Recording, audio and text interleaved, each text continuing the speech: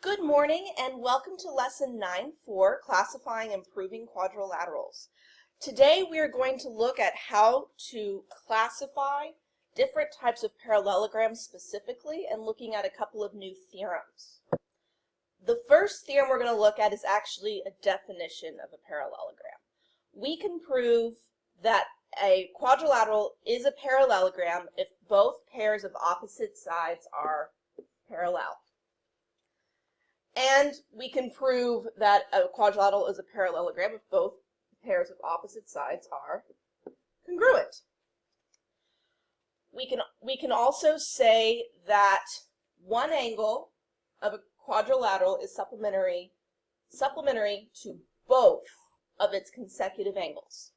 So if they only give me that it's supplementary to one of them, it doesn't work, but both is okay. We can prove both pairs of opposite angles to be congruent. And we can prove that the diagonals bisect each other.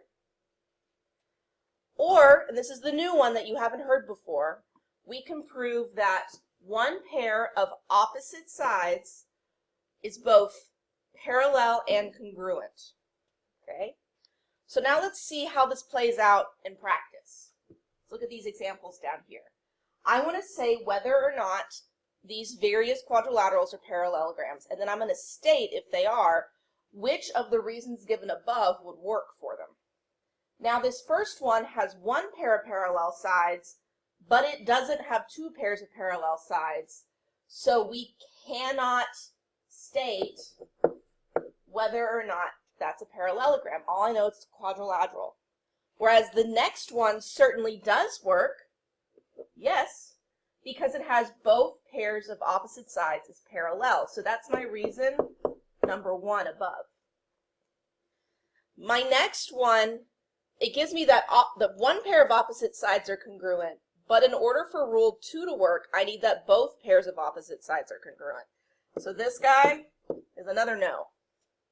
However, looking down at this next example, I have two pairs of opposite sides are congruent. So yes, he does work by rule number 2. Okay, looking here, this one at first glance doesn't appear to work. But I can do a little bit of research on, or I can do a little thinking on my own. I see here that I have a pair of congruent alternate interior angles. Well, by the converse, remember this, the converse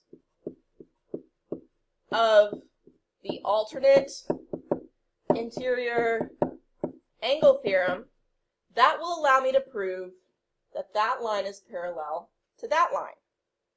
Similarly, with these two guys here, I can do the exact same thing. They're congruent alternate interior angles. Therefore, this guy is parallel to this guy. So this is a parallelogram, check, by my first rule listed above. I just had to do a little bit more work to get there. Coming back here, one pair of parallel lines, totally not a parallelogram. Okay, let's keep looking. This guy here, it tells me that one angle is 180 minus x, and then its two consecutive angles are x. Well, if I do 180 minus x plus x, that gets me 180. So here I see that one angle is supplementary to both of its consecutive angles. So it has to be a parallelogram by rule number 3. All right, this guy is tricky. I have one pair of segments are parallel and one pair of segments are congruent. However, the rule number 6 states that I have to have one pair that is both parallel and congruent. I don't have that. I can draw a figure that has a pair of lines that are parallel and another pair that are congruent that is not a parallelogram. Think about your isosceles trapezoid, right? Where those are congruent and those are parallel. So this guy is a no. Okay, here we just have one pair of opposite angles congruent. Again, that would be a no. Keep coming down. Here is one that looks like number 6. We have opposite sides, so they're opposite. They're both parallel and congruent. So this guy works by rule number 6. And this guy works because I've got 2 pairs of opposite congruent angles. That is the rule number 4 given above. All right, this guy, he doesn't have enough information. I have that one of my diagonals is bisected, but not the other. Remember, we can draw a figure, kite, where one diagonal is bisected but not the other. So this does not prove to be a parallelogram. But this one down here does, because they give me that both of the diagonals bisect each other. So this one works by rule number 5. And now coming down here, I'm going to use alternate interior angles again. I can show that if these two are congruent, by the converse of the alternate interior angles theorem, those lines are congruent. And if those are congruent, then these lines are parallel. So that's a yes by law number 1. And finally, this guy's a big fat no, because he has one pair that are of opposite sides that are parallel and one pair that are congruent, but they are not the same side, so it doesn't work. So now we're going to do a really quick proof to show that ABCD is a parallelogram, to show you why this rule works. And from my picture, I'm given that angle ABD is congruent to angle CDB, and I'm given that angle DBC is congruent to angle ADB. This is given in the picture. Given in picture. Okay. Now, because I've got a pair of alternate interior angles that are congruent, I can say that AB is parallel to CD by the converse of the alternate interior angle theorem. Well, I can do it for the other side as well. If these two are congruent, then these guys are parallel. So BC must be parallel to AD for the exact same reasons we listed before. Okay. Therefore, ABCD is a parallelogram by the definition of a parallelogram.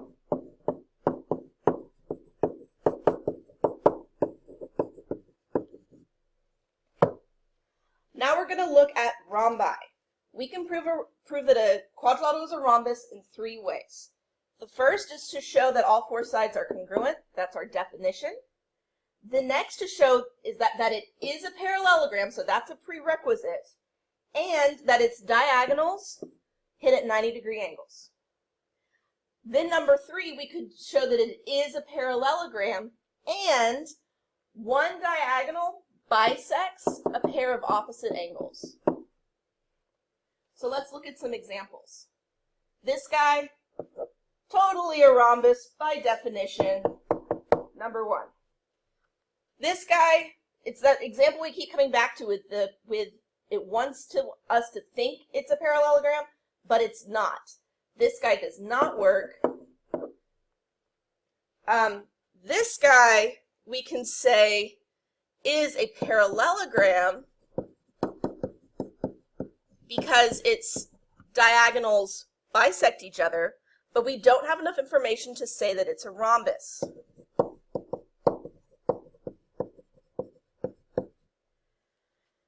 Again, here, this is a parallelogram, okay, but not a rhombus.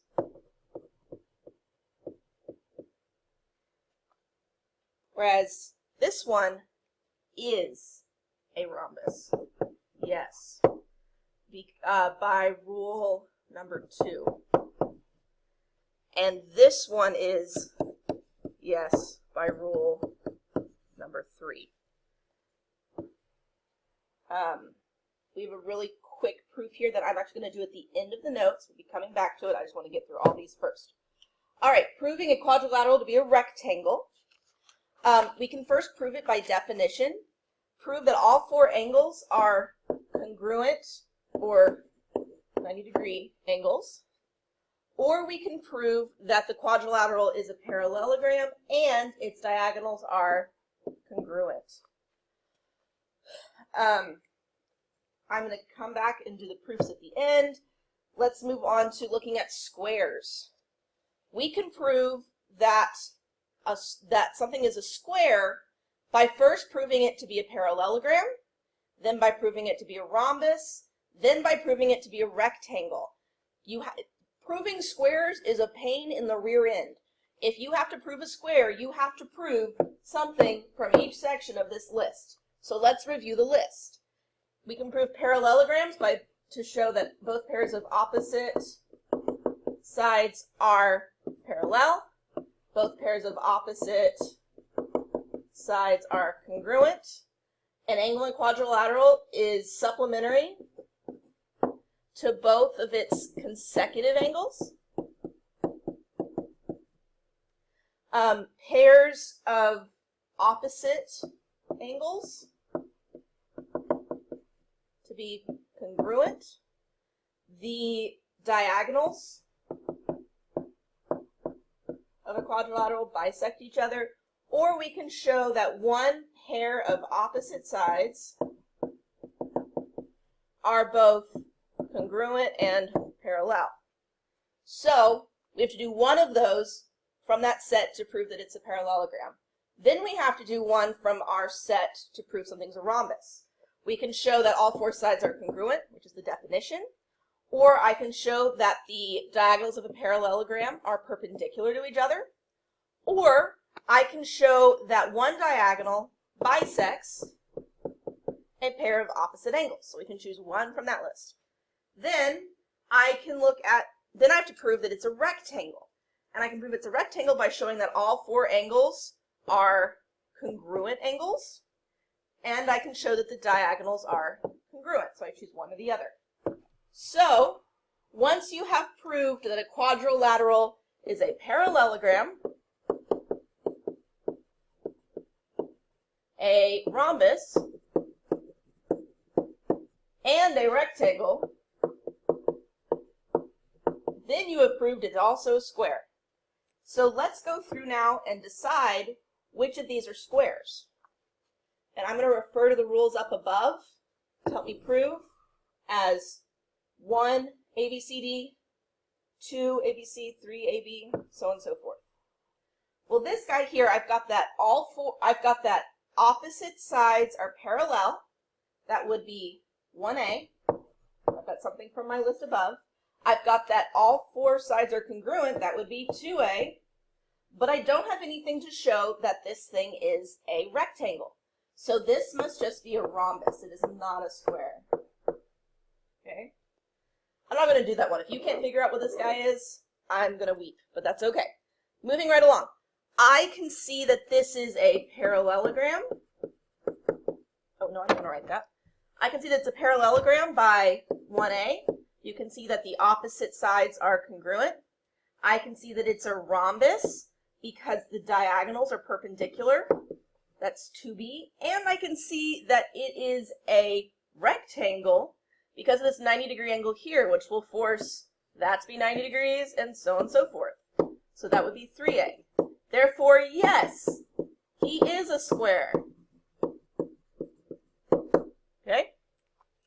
Moving right along, I can see that this has bisected diagonals. So 1E is true. I can see that the diagonals are perpendicular.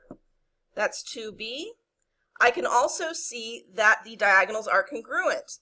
That's 3B. So yes, he is a square.